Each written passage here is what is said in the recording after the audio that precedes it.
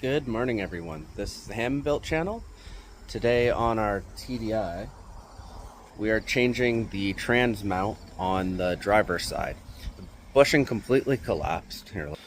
So this is your factory rubber bushing. When you put it in, it's completely collapsed. And the easiest way to tell you've collapsed a bushing, here, let me get this apart, is when you're looking inside your engine bay.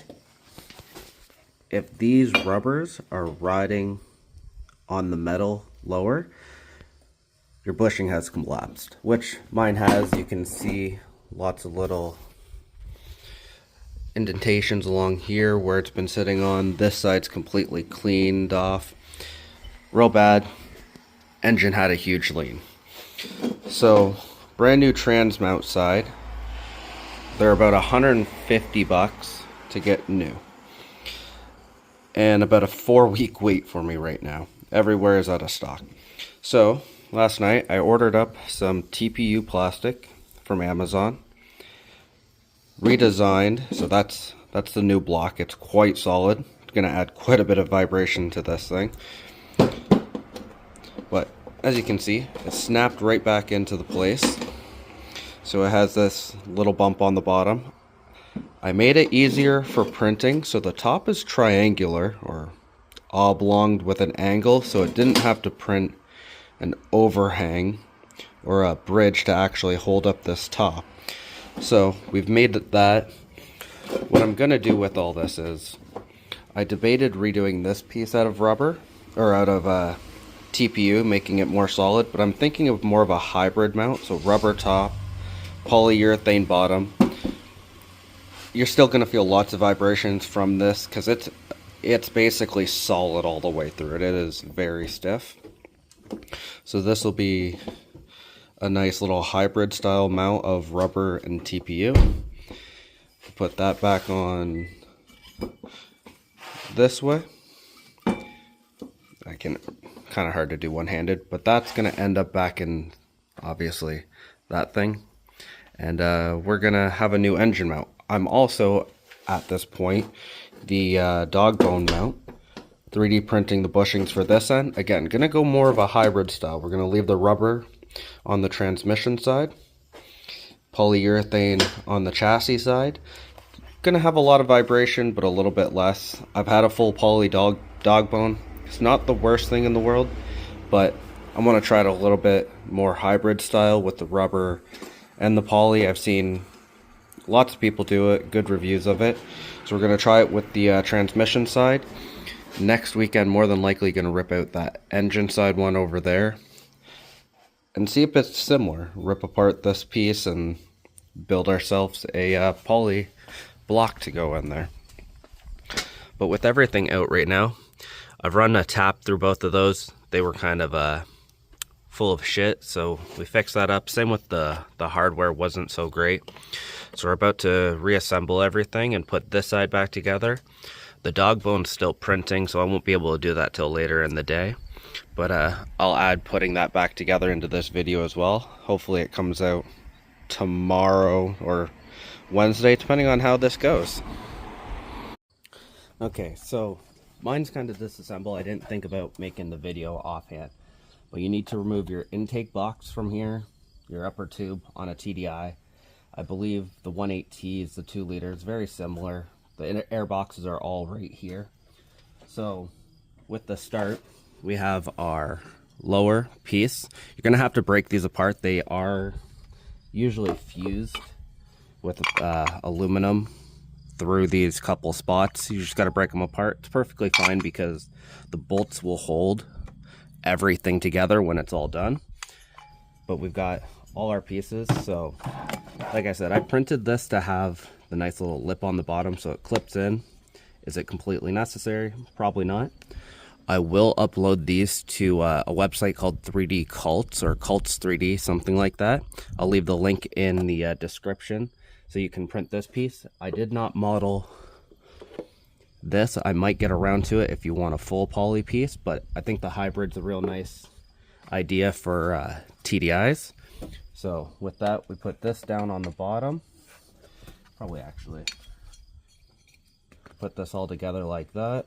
Put this piece like that, so you have your full mount. You can see I'm gonna have to squish this down quite a bit to get it in there. I made it a bit taller just to help with the fact that mine were completely gone. The motor all the way down to help get this in. Oh, just have to hit the right angle. You're gonna center up your mount in there. Then with all that, you have a hole through your rain tray here to get to the back bolt, a hole through the backside. Sorry, this is called the waterfall. It's where all your electrical connections are, not rain tray. But you have a hole there to get the one bolt, a hole there to get the other, and then the third one's wide open right there. We'll put those in, get them snugged down. Make sure you put anti-seize on it. They will become pretty rusty in there, pretty common.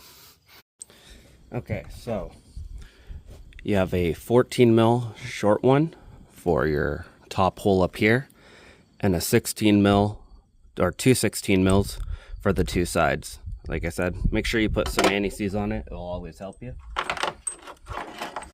And with that, we can take our first one. Grab. Longer extensions kind of help, but if you don't have one, you don't have one.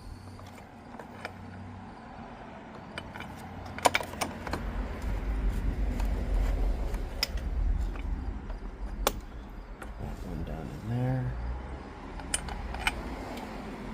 Down there. So we'll go with this one first.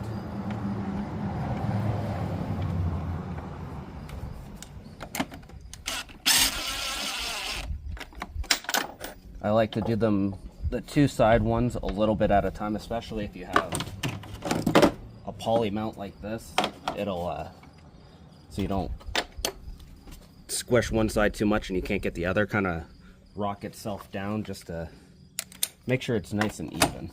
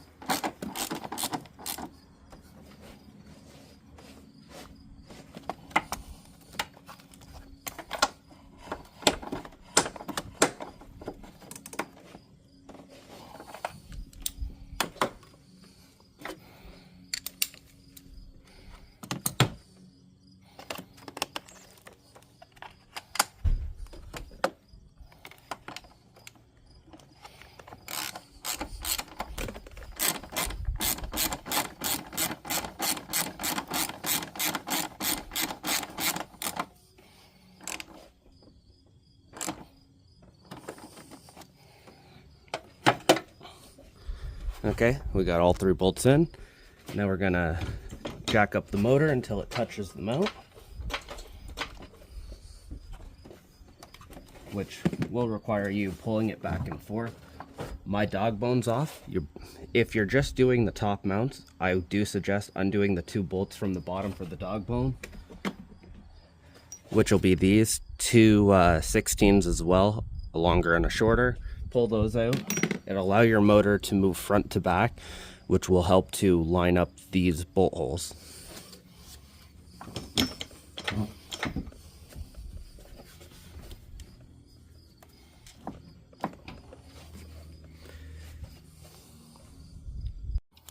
Okay, so with the more overhead view here, might be still a little hard to see, but you want this edge perfectly in line with the mount that's physically on the transmission that you're bolting to. So these two need to be in line no matter where this sits in here, but you have to make sure they're lined up so that so your motor's not cockeyed one way or the other. But then grab your big 18s. These are probably a torque to yield bolt. I honestly have no idea. I have reused them on every motor that I've ever pulled out or anything. I've reused these. Do be careful. This is all aluminum. You have a good chance of pulling threads if you take them out wrong, if you over torque them. So it's safer that way. You might actually be able to see from the indentation that this one was all the way to the back. This one was all the way forward because of the fact that this mount failed so spectacularly along with the back one. It really knocked them out of place. But Annie sees up your bolts. You can see this one wants to be very forward again.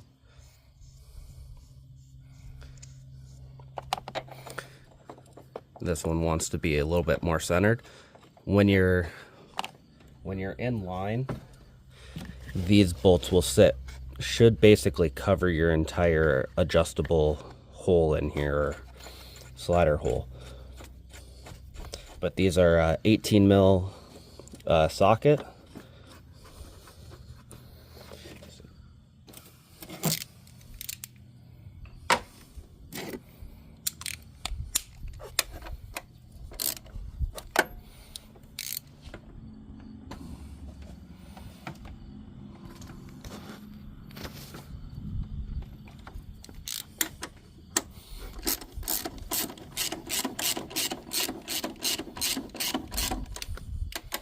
We're going to get them just to start to snug down. Put a little pressure up with your jack. I have my jack directly underneath the transmission. Obviously, I'm on this side, easiest spot to do it. We're going to just start to snug them down. Hopefully we can yank back on the motor just enough to get this to line up.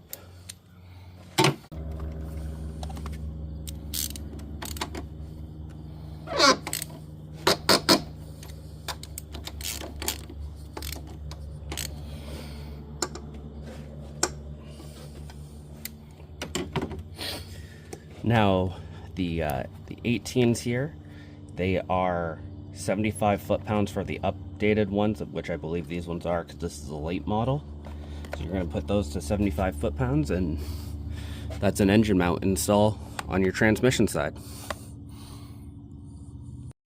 Okay, with it all torqued up, you can see my bolt, there's very little gap to the alignment holes that are in there. That's how this should look when it's all done. Like I said, 75 foot-pounds on those two. These ones are 40 foot-pounds, so I'm going to go over and just double sure that I got there. And this side's done. I will, like I said, I'll continue the video a little bit later in the day when those two are printed for the dog bone. So far, this is done, looking good. This damn thing always needs repairs, so, you know, we'll keep at it. Okay, we're back after about 10 hours of printing. These things take quite a while. The transmission side one was another 10 hours on its own. So we got these. This one had a slight failure with a layer shift, but it'll still work for what I'm doing. Made it with the little cutouts so it fits up and over and onto the little two pegs in there. Then we'll slide in through there, nice and solid like so, and then just like that. So we'll get that together, bolted in. You just gotta bolt that through that side, and then we'll be back inside.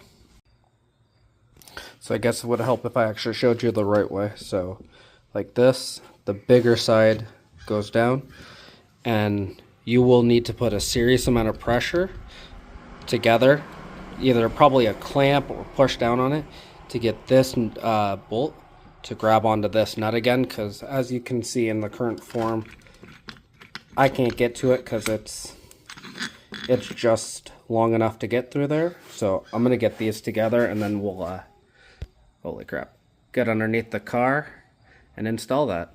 Okay, down here with everything in place, we have our short 16 long 16 and 2 13s. You can tell my my back mount there. I'm gonna go find a new one at the rec yard. It's pretty tore up, but it'll do for this for right now. You're gonna get all these in. Honestly, I'm surprised. Oh yeah, also anti-seize.